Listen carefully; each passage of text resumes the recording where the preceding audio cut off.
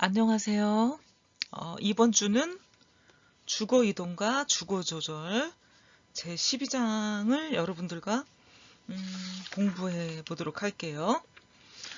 주거 이동과 주거 조절. 우리가 주거 이동은 생애 주기에 따라 일어날 수 있는 일들이거든요. 그래서 주거에 대한 이동이 일어난다 하는 거는 뭐 이사, 직장 문제 때문에 옮긴다든가 아니면 소득이 더 늘어나서 뭐 소득 문제 때문에 아니면 학교 때문에 이래서 여러 요인들로 인해서 주거 이동이 일어날 수가 있어요.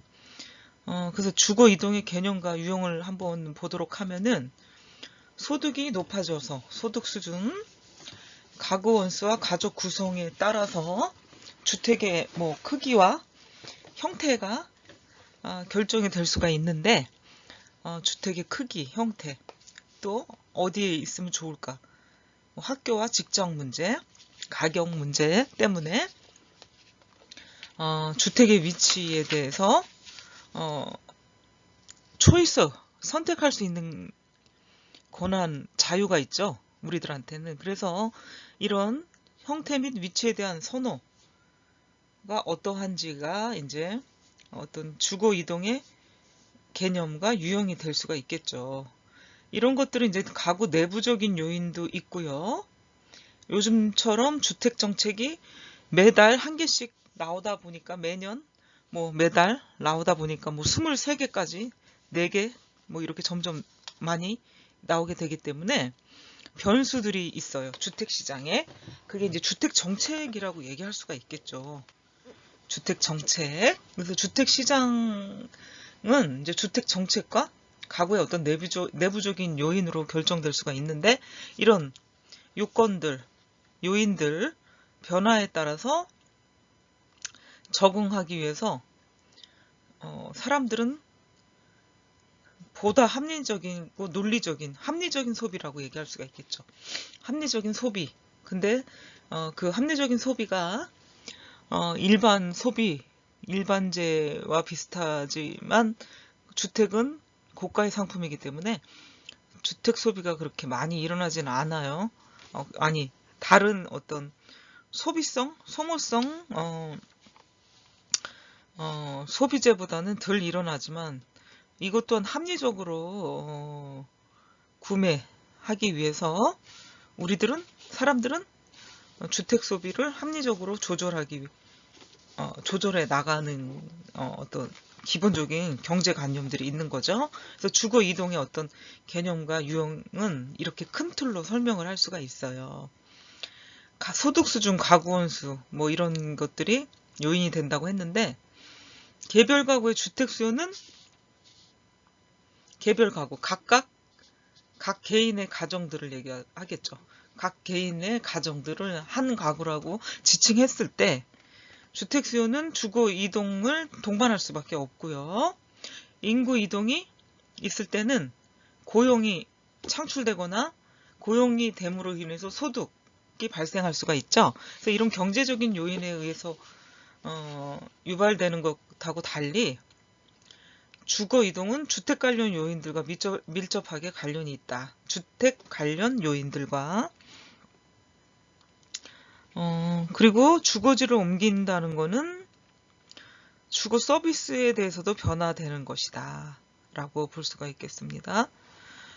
또한 주택의 위치, 근린 주거 환경, 또 우리들이 쾌적성을 따지게 되죠. 그래서 공원이 있느냐 없느냐, 녹지 공간이 있느냐 없느냐 이런 걸 따지게 되는 거죠. 근접성은 우리가 이용할 수 있는 시설들, 학교나 뭐 교통 편의 시설이나 쇼핑센터나 여러 편리한 인프라들을 얘기할 수가 있는 거죠. 투자 가치가 있냐 없냐. 주택의 위치와 관련성이 아주 깊은 투자 가치. 주거 이동은 거리. 그 다음에 이동 동기가 있어야 되겠고요. 그래서 요 두 개에 의해서 분류가 된다. 주거 이동은 이동 동기와 이동 거리. 그러면 이동 거리는 지역으로 나눠볼 수가 있어요. 지역 내 이동과 지역 간 이동이 되겠고요. 이동 동기는 동기라는 건 뭐예요? 이동을 하는 이유다. 이동을 하는 이유는 뭐뭐가 있을까? 스스로 자발적인 이동이 있고요. 비자발적인 이동이 있는데 자발적인 이동은 우리가 주거 이동의 개념과 유형에서 첫 머리에 얘기했던 것처럼 생애 주기와 관련된 거. 결혼을 하고 결혼을 하면서 부부가 되고 부부가 이제 아이가 생기고 아이가 생기면서 크고 자라면서 더 넓은 주택이 필요하고 소득도 점점 늘어나게 되고요. 이런 것들이 이제 사람의 생애 주기설인데요. 생애 주기 가설. 그렇듯이 주택도 생애 주기 가설이 있는데 사람의 생애 주기 가설에 맞추어서 주거 이동이 일어난다는 개념이죠. 그래서 자발적인 이동은 내 스스로 판단에 의해서 우리 가구가 이동을 해야겠다는 생각을 가지고 생애 주기와 관련된 이동설이다. 비자발적인 이동은 재개발이나 재건축을 하게 되면 어떻게 돼요? 살던 주택을 철거하게 되죠. 멸실이 돼요. 그럼 멸실되는 과정에서 기존에 살고 있는 집은 없어지기 때문에 새로운 곳으로 이동을 해야 되겠죠. 아니면 뭐 정책적으로 여러 가지 정책이 나오다 보니까 지금 전세값이 굉장히 뛰고 있어. 그러니까 어찌할 수 없이 더 싼 곳을 찾아서 전세를 이동한다든가 전세 이동이죠. 전세. 아니면 그곳에 계속 살려고 하다 보니까 법을 만들어 놨지만 기간이 된 사람들은 그 전세 가격에 못 맞추다 보면은 더 다운사이징을 한다던가 아니면 외곽으로 이주를 한다던가 뭐 이런 것들이 있겠죠. 예, 결국에는 생애 주기 관련된 이동과 자발적인 이동과 비자발적인 이동이 있어요. 주택 철거 등 외부적인 변수, 주택 정책 등 이런 외부적인 변수에 의해서. 그래서 주거 이동은 이동거리와 이동 동기에 의해서 분류를 하는데 이동거리는 지역 내 이동과 지역 간의 이동. 그 지역 외겠죠. 지역과 지역 간의 이동이니까. 동기는 이유가 두 가지가 있죠. 자발적 동기와 비자발적. 자발적은 생애 주기 가설에 의해서, 비자발적은 주택 멸실이나 철거에 의한 것이 대표적이 되겠죠. 다음 이동거리에 따라 제가 다 앞에서 설명한 거죠. 지역 간 이동과 지역 내 이동으로 분류가 되겠고요. 지역 내 이동은 해당 주택 시장 영역 내에서 비교적 단거리 이동이고요. 지역 간 이동은 지역과 지역의 이동이기 때문에 장거리 이동이 될 수가 있고요. 이동의 동기는 자발적 이동과 비자발적 이동으로 나눈다. 자발적 이동은 주거 조절 이동과 유도 이동으로 분류가 되고요. 주거 조절 이동이라는 것은 주거 소비의 양과 종류를 조절하기 위한 것이다. 주거 근린시설, 접근성, 주택 가격, 주택의 디자인, 주택 점유 형태 등을 조절하기 위한 이동이 된다. 주거 이동과 주거 조절에서 주거 이동에 이런 내용들이 있다 하는 것을 여러분들이 알아두시면 되겠습니다. 비교적 이해하기 쉽다고 생각을 해요. 주거 이동에 관한 내용들은. 유도 이동이라는 것도 있는데 이건 가족 생활 주기의 변화, 생활 양식의 변화, 가구 경제적 특성 변화가 있으면서 이동이 가능해진다. 비자발적 이동은 취업, 직장의 이동, 가구 분화, 합가, 주택 강제 철거, 재해 등이 비자발적 이동이 되겠고요. 도시 내 주거 이동에 관한 연구는 1955년 러시의 연구 이래 수많은 사례 연구로 발전해 오고 있어요. 그러니까 주택 연구라는 게 있을 수밖에 없어요. 어느 분야든 연구라는 건 학문적인 분야인데 그 연구를 하면서 계속 거듭 발전되는 거겠죠. 모든 학문들은. 그래서 역사적으로 보면 도시 공간적 패턴과 주거 이동과의 관계를 파악한 버제스의 동심원 이론이 있죠. 버제스와 박 등의 시카고 학파에 의해서 생태학적 연구, 주거 이동을 도시 내 이주지 탐색하는 과정이다 라고 봤고요. 이동 방향, 어느 방향으로 가는지, 이동 거리 등에 관심을 둔 지리학 분야의 연구가 큰 비중을 차지하고 있었죠. 경제학적 방법으로는 60년대 신고전학파를 중심으로 가구의 주거지 이동과 선택이 있는데 효용의 극대화라는 가정 속에서 발전을 했어요. 경제학적 방법이 그렇죠. 최소의 비용으로 최대의 효과를 낸다는 게 효용의 극대화가 될 수가 있죠.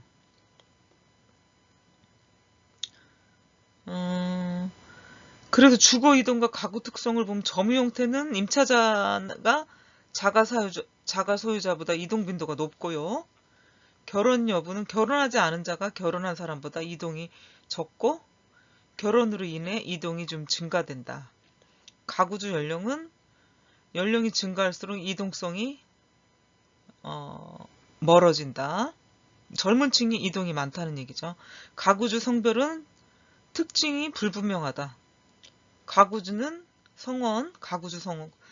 구성원은 다양하게 나타나기도 하고요. 가구원 수하고 이동성 사이에 높은 상관관계가 있다. 생애 주기를 보면 취약 아동이 생김으로써 이동성이 감소하게 된다. 학교를 다녀야 되니까 한 곳에 정착해가지고. 인종은 다양한 특성으로 인해서 불분명하고 소득 변화가 높은 이동성을 수반한다. 높은 이동성은 중소득층에서 발견이 될 수가 있어요. 교육은 높은 교육 수준을 받은 쪽은 이동성을 수반하고 교육 수준별 이동성의 구분은 불분명하다. 직업도 불분명하다. 직장 위치는 직장의 접근성 변화에 대해서 일반적 이동성 구분은 명확하지가 않다. 이게 이제 1982년 자료이기 때문에 이제 더 변화된 내용들이 있을 수도 있죠. 어쨌든 경제학적 방법에서는 효용의 극대화라는 거를 발전시켰고 신고전학파 경제이론의 바탕을 둔 상세모형이 있어요. 이 상세모형 가설에서는 가계에 대한 제약 조건하에서 효용을 극대화하기 위한 것은 그 각 가구가 통근 비용, 주택 비용의 상세 관계 속에서 주거 입지를 결정한다. 상세라는 건 뭐예요? 하나가 있으면 하나를 없애주는 거기 때문에 하나의 장점이 있으면 하나의 단점이 있어요. 그래서 그거를 1대1로 봤을 때 하나가 생기면 하나를 없애준다. 장점과 단점을 예를 들면 얘기해주면 이해가 쉽겠죠. 통근 비용이 적게 드는 대신 주택 비용이 비쌀 수가 있는데 요 상세관계 속에서 주거 입지를 결정한다는 점. 장점이 단점이 될 수도 있지만 단점이 장점이 될 수도 있는 거죠. 그래서 이 신고전 학파 경제 이론은 상세 모형 가설을 내세웠고 그게 이제 통근 비용과 주택 비용의 상관관계 속에서 주거 입지를 결정할 수 있다 하는 게 이 내용이 되겠죠. 상세 모형 주거 이동 연구에서 상당한 기여는 했지만 단핵 구조 도시, 완전 경쟁, 선택의 자유와 선호 등의 문제와 관련을 해가지고 주거 이동을 설명하는 데는 한계를 지니고 있다고 지적이 있었고요. 70년대 후반에 와서는 신고전학파 이론의 비판과 함께 주택시장 불균형 조건들이 주거 이동을 유발시킨다. 이런 가설을 전제한 불균형 모형이 개발이 됐습니다. 그러니까 계속 어떤 가설을 내놓게 되면 그 가설을 계속 연구하고 지켜보던 학자들은 그 가설에 대해서 모순이 있구나, 이런 좀 좋지 않은 점이 있구나, 한계가 있구나 하고 이제 연구를 하다 보면 그 한계점이 나오게 되는 거죠. 그래서 새로운 연구가 나오게 되겠고요. 그래서 계속 우리의 그 학문과 문화는 발전할 수밖에 없는 게 이제 그런 끊임없는 학자들의 연구와 노력 때문에 공부하는 거죠. 끊임없이. 예, 그런 것 때문에 기존에 있던 가설이 비판받고 한계점이 있다는 걸 알게 될 수 있는 거죠. 계속 그래서 새로운 것 발전한다고 볼 수가 있겠죠. 모든 학문 분야에서. 근데 물론 여기 과학적으로 딱 떨어지는 건 아니지만 사회과학 분야도 계속적으로 발전하고 연구하는 게 이제 새로운 가설로 나오게 되는 거죠. 두 번째, 주거 이동과 생애 주기. 주거 이동과 생애 주기 간의 관련성은 많은 학자들에 의해서 밝혀지고 있죠. 외국의 학자들이 생애 주기 가설을 많이 주장을 했어요. 한 인간이 태어나서부터 자라고 또 결혼하기 전 미혼에서부터 결혼해가지고 가구를 형성하고 가구가 해체되는 단계적 과정이 이제 생애 주기다라고 여러분들은 알아두시면 되겠고, 아주 우리의 모습을 보면서 느낄 수 있는 것들이 이제 생애 주기라고 볼 수가 있겠죠. 주거 이동상 생애 주기는 특수한 가구 구성을 제외한 일반적인 생애 단계를 중심으로 설명이 될 수가 있습니다. 여러분들 모습을 보면 알 수가 있겠죠. 뭐 멀리 볼 필요도 없고요. 제가 이거를 앞서 표를 먼저 얘기를 했어요. 주거 이동과 가구 특성에서 점유 형태, 결혼 여부, 가구주 연령, 가구주 성별, 생애 주기, 인종, 소득, 교육, 직업, 직장 위치. 앞서 표를 보지 않고 먼저 얘기를 했으니까 이 표는 여러분들이 참고로 공부하시면서 보면 되겠습니다. 주거 이동 및 주거지 선택 시의 고려사항 우선순위를 볼게요. 인간은 끊임없이 교류하고 공부하고 또 좋은 환경에서 살고 싶어 하기 때문에 첫 번째 순위가 이제 주택의 환경, 교육이나 이웃, 자연환경 등을 고려하고요. 두 번째는 주택의 가격이죠. 여기 이제 오타 있는데 임차 가구예요. 1차 가구가 아니고 임차 가구의 경우 임대료의 수준 아니면 주택을 구매할 때 주택의 가격이라고 볼 수가 있고요. 미국이나 유럽들은 렌트가 많다 보니까 자가를 가지고 있는 경우보다 렌트가 많다 보니까 임대료를 많이 고려하게 되죠. 세 번째는 교통의 편리성. 네 번째는 집의 사이즈, 크기. 다섯 번째는 주택 내부의 배치 및 부대 시설 등을 얘기할 수가 있겠고요. 여섯 번째는 주차 공간 등을 볼 수가 있겠습니다. 이주 성향을 볼게요. 신도시 이주 이유와 입지 성향을 한번 보도록 하면은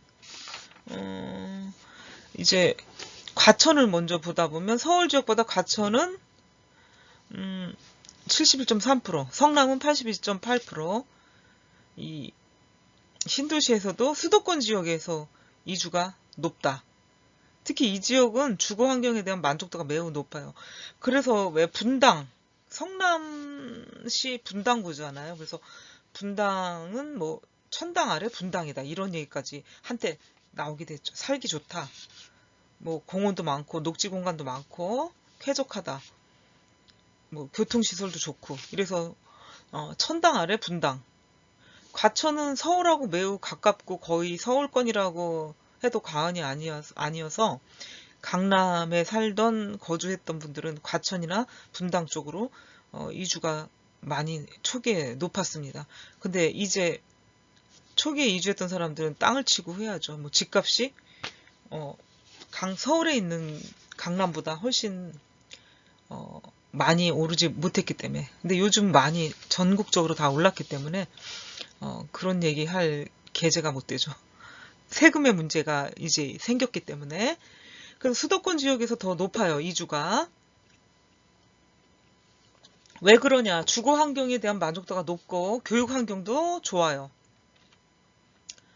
그래서 교육 환경 개선 목적이 크고 주거 환경이 매우 좋다. 두 번째, 신도시 입지 선정에서 서울 지역을 선호하는 가구들이 있는데 이런 가구는 통근, 통학, 교통, 이런 통근과 통학의 어떤 교통의 편리함 때문에 서울 지역을 선호하고요. 경기도를 선택한 가구는 좀 녹지나 산들이 많다 보니까 우리가 70%가 산으로 되어 있는 산악국가죠. 그러다 보니까 경기도 쪽에 더 산이 많다고 볼 수가 있겠죠. 그래서 쾌적성 47.5%, 내 집을 갖기 쉽다 21.4%, 규모가 큰 주택이다 21.2%. 쾌적성은 얘기를 했고요. 내 집을 갖기 쉬운 건 아무래도 서울보다 주택 가격이 좀 더 싸다. 경제성에 대한 거. 같은 가격이면 서울의 평수보다 훨씬 큰 걸 살 수가 있다. 그래서 쾌적성들이 다 포함이 된다고 경제성과 쾌적성이 큰 이유가 될 수가 있겠죠. 그래서 신도시 이주 이후 굉장히 중요한 부분이 아닐 수가 없겠네요. 세 번째는 자가용을 보유한 경우는 서울보다 수도권 입지 확률이 높다. 일반 대중교통은 좀 시간이 많이 걸리고 힘들고 대중교통 시설이 안 돼 있는 것도 많은데 자가용이 있다면은 어디를 가서 출퇴근을 해도 상관이 없다는 거죠. 시간이 걸릴 수는 있겠지만 쾌적성과 접근성 간의 선택에서 자동차를 보유한 가구는 이동성이 높아서 접근성 문제를 어느 정도 해결할 수가 있어요. 그 접근성은 자동차로 이동할 수 있으니까 쾌적성을 선택하겠다. 신도시로 이주할 때. 네 번째는 현재 주택 규모보다 큰 주택을 원하지만 현재 주택이 작을수록 희망주택 규모의 증가율이 높다. 이렇게 볼 수가 있겠고요. 신도시 이주를 하는 이유는 모든 계층에서 주거 상태에 대한 각종 불만을 극복하기 위해서 이주를 하는 거고, 신도시 입지 선정은 현 직장에 대한 접근성, 근접성이 주요 결정 요인이 되겠습니다. 너무 직장하고 멀면 출퇴근이 힘드니까 직장과의 거리를 고려해서 이주를 한다, 이렇게 볼 수가 있겠습니다. 여섯 번째, 고소득 가구일수록 쾌적성, 교육환경 이런 걸 포함하는 주거 환경이 민감하고요. 저소득층일수록 주택 규모에 민감하여 모든 계층은 신도시 이주 여부를 불문하고 직장에 대한 접근성을 높이거나 유지하고자 한다. 굉장히 우리가 먹고 사는 게 중요하죠. 먹고 살려면 어떻게 해요? 경제 활동을 해야 합니다. 경제 활동을 하는 직장, 내 활동의 무대, 터가 직장인데 직장과 주택과 내가 살고 있는 집과의 거리가 너무 멀다면 일하는 데도 영향을 받겠고요. 출퇴근에도 문제가 있기 때문에 지속적으로 근무하기 힘들어요. 그렇기 때문에 꼭 주택과 직장에 대한 접근성을 고려해서 주거에 대한 이동을 고려하게, 꼭 선택을 하게 되죠. 가장 중요한 거는.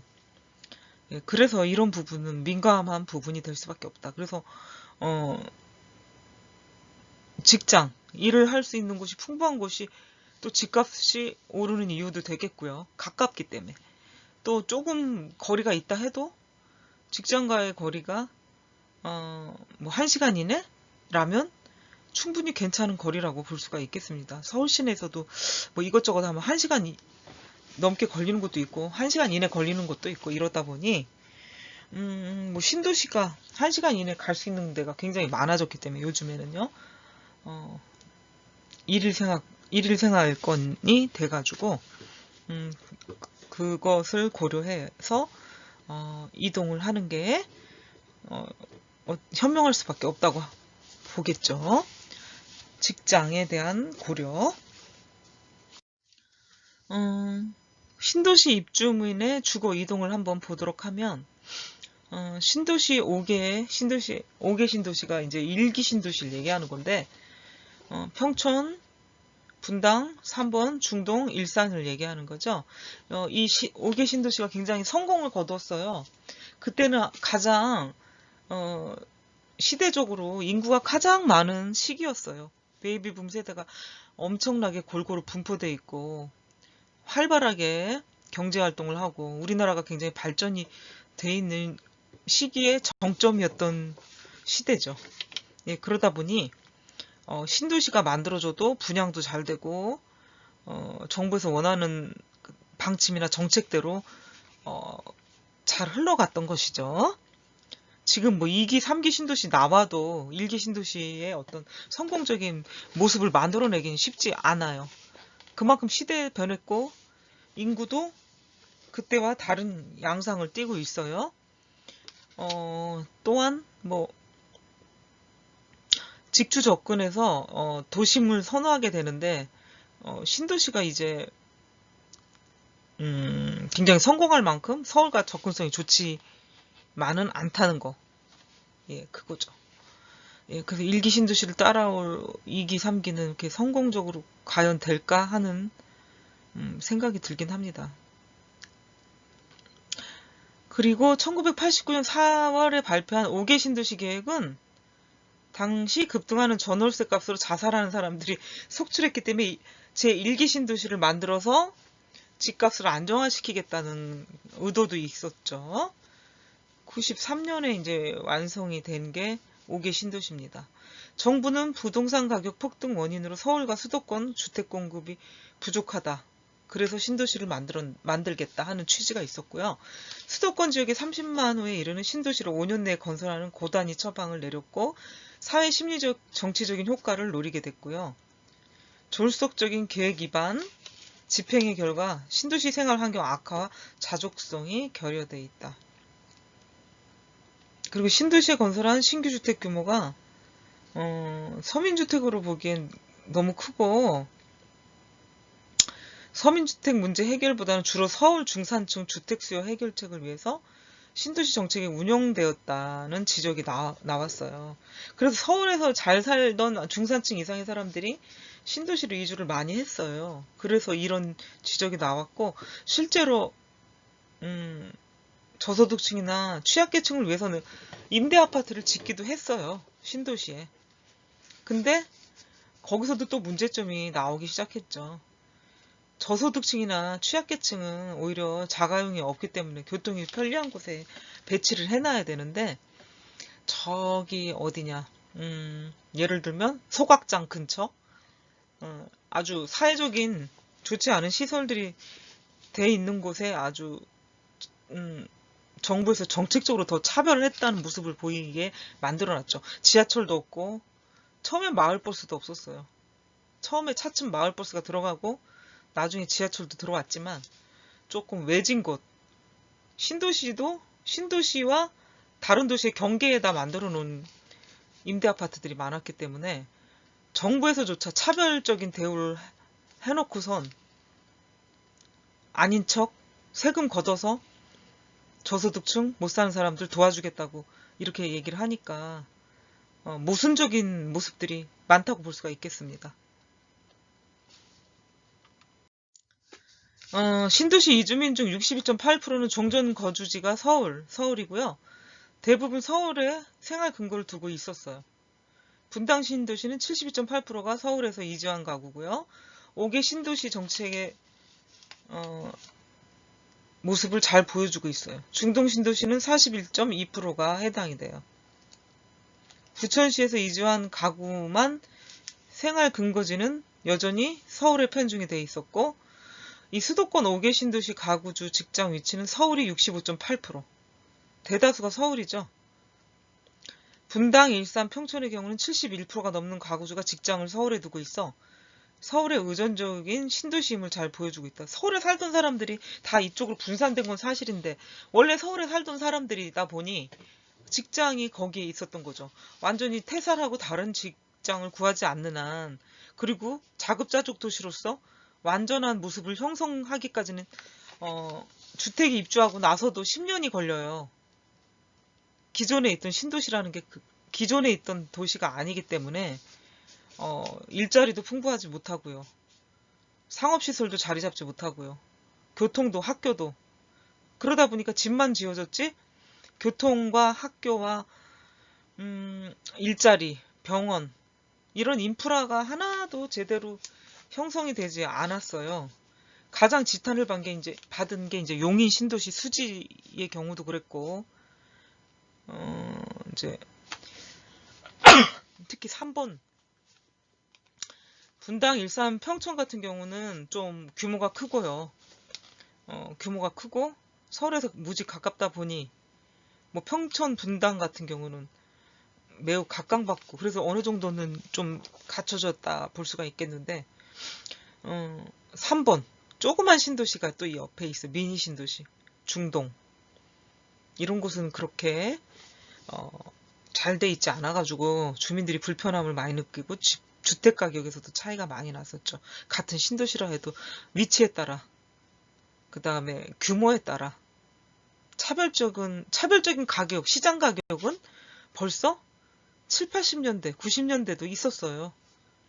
2000년대도 있었고 2020년도에만 이상하게 이렇게 많이 판도가 달라지고 있다라는 걸 볼 수가 있겠습니다.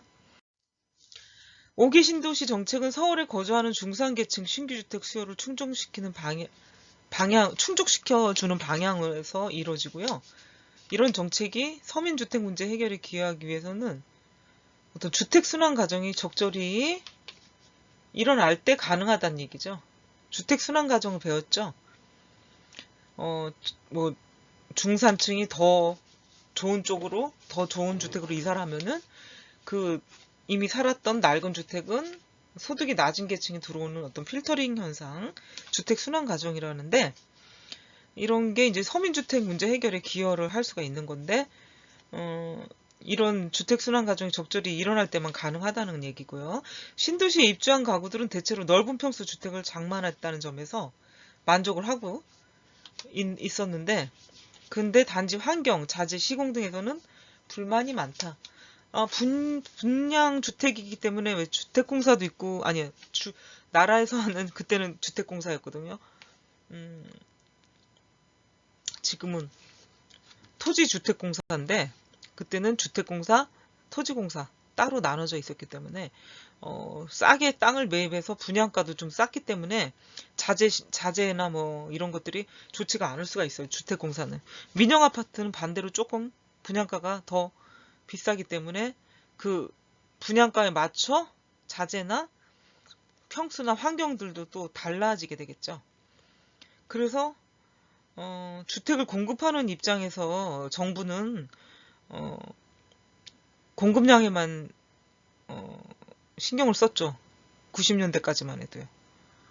그래서 좋은 주택이라고 볼 수는 없었습니다. 솔직히. 평형도 다양하지가 않고요. 2000년대 들어서 이제 소득이 높아지고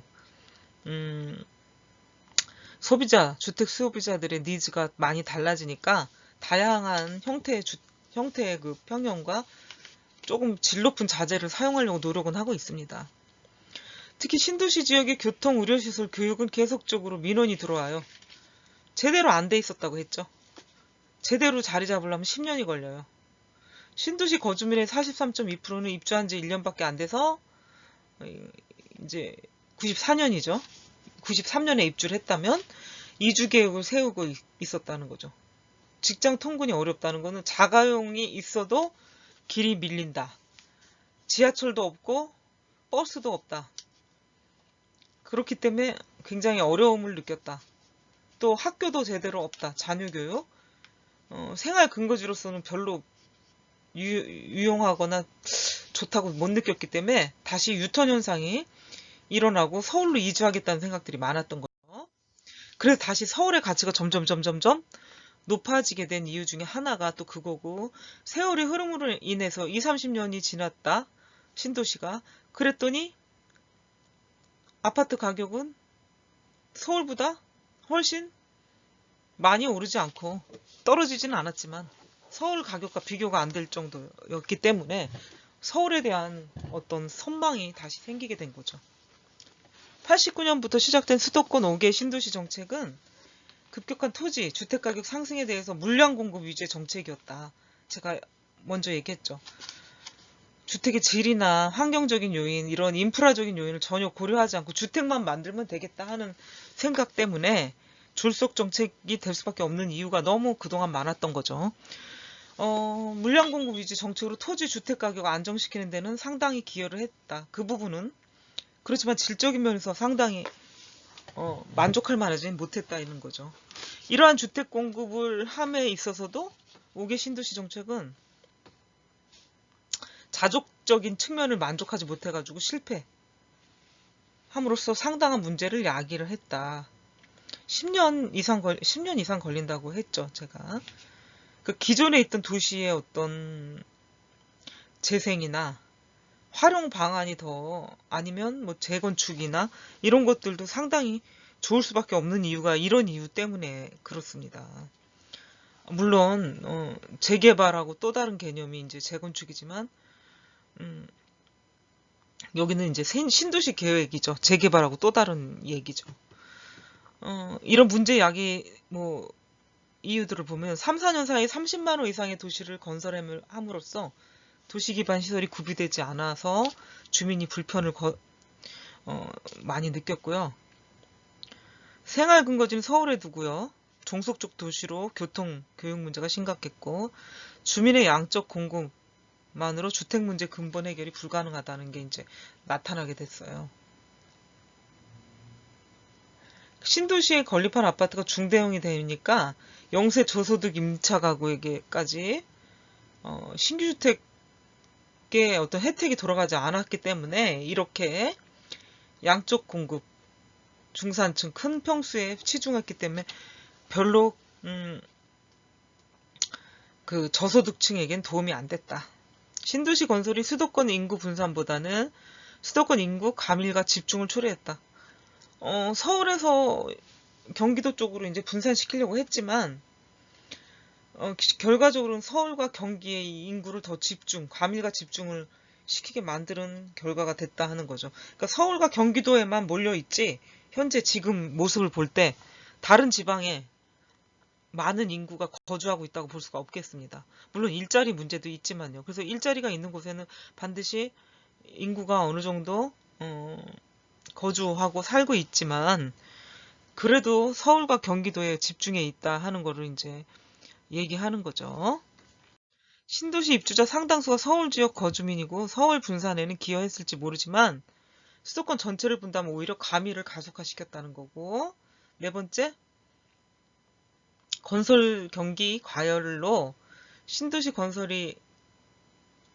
건설만 지어진 게 아니라 200만 호 주택 건설 정책은 심각한 인력난하고 자재난을 가져왔고요. 그래서 이게 곧 부실 시공으로 이어졌다 하는 거죠. 부실은 그 93년부터 신도시 입주가 시작이 됐는데 입주자들에게 생활상의 불편 그리고 안전 문제까지 가져다 주었어요. 참 문제가 이래저래 많았네요. 여섯 번째, 신도시에 입주했다가 다시 종전 거주지 서울로 되돌아가기를 원하고 있었는데 서울의 집값은 점점점 오르기 시작을 했잖아요. 그때도 뭐 확 오른 게 아니고요. 서서히 계속 올랐다가 내렸다가를 반복했지만 올라간 폭보다 내려간 폭이 크다고 볼 수는 없습니다. 서울로 되돌아가기를 원하고 있다는 것은 신도시 입주민이 주거 만족이 안 된다는 거죠. 그 주거 만족이 안 되니까 다시 서울로 가야겠다 이런 생각을 계속 했던 거죠. 그래서 이 주거 이동과 주거 조절의 어떤 결론 및 제안은 주택은 다른 재화하고 달리 일정한 토지에 고착되어 있다. 지어져 있기 때문에 지역적인 특성을 지니게 된다라는 것. 굉장히 중요한 얘기가 되겠죠. 이 첫 번째 얘기가 아주 중요하고 그래서 부동산 문제가 지역 시장이다. 그리고 부동성을 얘기하는 거죠. 위치. 굉장히 중요한 얘기를 이 결론 및 제안에서 하고 있습니다. 그리고 주택은 전국적 규모의 단일 시장으로 보다는 제가 얘기했던 것처럼 지역 시장 아니면 주택 하위 시장으로서 큰 의미를 지닌다. 부동성 때문에, 부중성 때문에, 부동성과 부중성, 위치죠. 위치의 고정성. 그게 이제 지역시장의 특성, 지역시장으로 이제 볼 수밖에 없는 거죠. 서울도 서울에서 모든 지역이 다 좋았던 건 아니고 어느 지역이 괜찮은 지역 이렇게 됐는데 지금은 서울 자체가 이제 특화가 돼버린 거예요. 세 개의 도시 서울. 서울 안에 있는 집을 가지고 있는 사람들은 전부 어쩌면 뭐 그렇지 않을 수도 있지만요. 어쩌면 다른 지역에 사는 사람들한테는 부러움의 대상이 될 수도 있어요. 예전에 강남이 부러움의 대상이 됐어요. 서울 안에 사는 사람들도 다른 지역에 사는 사람들도. 그렇지만 이제 시대가 달라졌어요. 1, 2년 사이에. 세 개의 도시로 만들겠다는 캐치프레이가 있긴 했어요. 서울을. 그렇지만 정말 대한민국 안에 사우스 코리아 안에 그것도 서울 안에 어디가 아니라 서울 자체가 특화된 도시로 돼버린 거죠. 세 개의 도시, 대한민국 안에 도시가 서울. 이렇게 돼버린 거죠. 뭐 그렇게 되길 원하는 건 아니지만 아이러니하게도 서울 자체가 그 자체가 브랜드가 돼버린 거죠.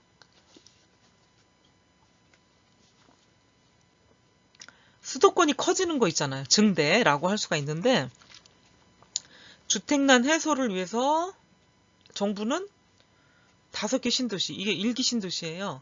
앞에 얘기 계속했던 분당, 평촌, 일산, 중동 3번. 거기서 가장 작은 게 이제 뭐 3번이나 중동 신도시라고 얘기할 수 있는데 3번 신도시가 작지 않을까.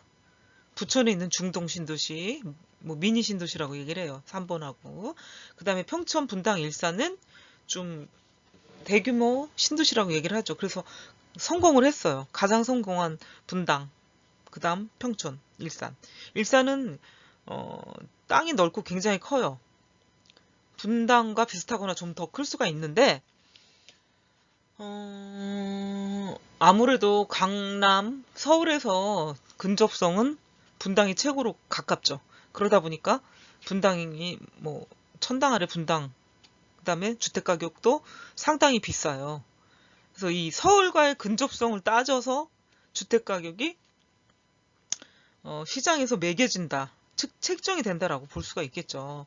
그래서 서울에서 30km 이내 반경에는 투자를 해도 더 넘어가면 투자하면 안 된다 이렇게 얘기를 했지만 뭐 이제 부분적으로 개발이 일어난다거나 개발 호재가 있는 곳은 상관이 없죠. 근데 그만큼 근접성, 거리에 제한을 두고 투자를 해라 이 말을 했던 것이죠. 그래서 서울과 강남과 가깝고 근접성이 좋은 곳은 상당히 주택가격이 높다고 볼 수가 있겠습니다. 그래서 5개 신도시를 건설을 했고요. 주택 공급은 주택 부족을 해결하는 첩경이었다. 지름길이었는데 공급 물량, 주택 형태나 규모, 입지 등 주택 수요의 어떤 분석 위에 결정하는 것이 합리적인 방안이 될 것이다. 이런 주택 수요, 그 다음에 주택 형태나 규모, 입지 이런 것들을 분석을 하고 결정을 하는 것이 더 합리적인데 그렇게 하기보다는 주택난의 어떤 첩경을 선택을 했기 때문에 이런 시행착오와 오류를 겪었던 부분들이 있다고 볼 수가 있겠습니다. 주택 수요는 뭐 중소주택, 대형주택 다 골고루 이제 만들어 놓으면 좋지만 중형 이상을 만들었기 때문에 약간 저소득층을 배려하지 못했다는 점을 지적을 받고 있었거든요. 그래서 주택 수요 분석이 미흡했다 하는 거를 인정을 해야 된다. 주택 수요 분석을 잘 못했다. 합리적인 어떤 방법을 가지고 분석을 했어야 되는데 부족했다 하는 거를 나중에 더 많이 알 수가 있었죠. 그래서 그동안은 수요자의 의견 조사나 해당 주택시장의 수요 분석 없이 정책 당국의 어떤 자의적인 결정에 의해서 이런 주택이 주택이 공급이 되거나 주택 정책이 만들어졌어요. 그래서 이런 것은 결코 합리적이고 오래 지나서 좋은 주택 공급 정책이다, 좋은 주택 정책이다 라고 판단할 수가 없는 거죠. 그래서 여기 주택의 어떤 부증성, 부동성, 그래서 지역적 특성을 감안하게 되겠고요. 그 지역적 특성과 함께 주택 수요 분석을 합리적으로 했어야 되는데 그냥 정부의 정책, 정부의 어떤 당국의 정책만 가지고 결정하다 보니 이런 착오들이 많이 일어나게 됐던 것이죠. 예, 그래서 이 주거 이동, 이주 성향 분석 결과는 현재 거주하고 있는 주택의 물리적 특성, 교육, 주거 환경, 접근성, 투자 수익률 이런 변수들이 깊은 연관성을 가지고요. 주거 이동을 유발한다. 또한 그 주택 규모 변화에 대한 평당 가격 변화 이런 게 중요해졌고 이런 평당 가격 변화 중요성과 탄력성, 과거 주택 가격 상승률의 역할과 그 탄력성, 소득 계층별 특성 이런 수요의 차이를 감안을 해줘야 된다 하는 걸 이제 결론 및 제안에서 얘기를 해주고요. 향후 신도시나 대단위 주거 개발을 하기 위해서는 주택 수요 유형화를 만들어 볼 수가 있는데 먼저 사회 경제적인 면을 시도해 볼 수가 있고요. 사회 심리적인 면, 물리적 시설 측면, 환경의 쾌적성 측면, 접근성, 생애주기 측면. 앞에서 다 설명드렸던 내용인데요. 사회적인 변화, 그 사회적인 변화와 함께 경제적인, 소득적인 측면, 그 다음에 사회 심리적인 측면도 굉장히 중요해요.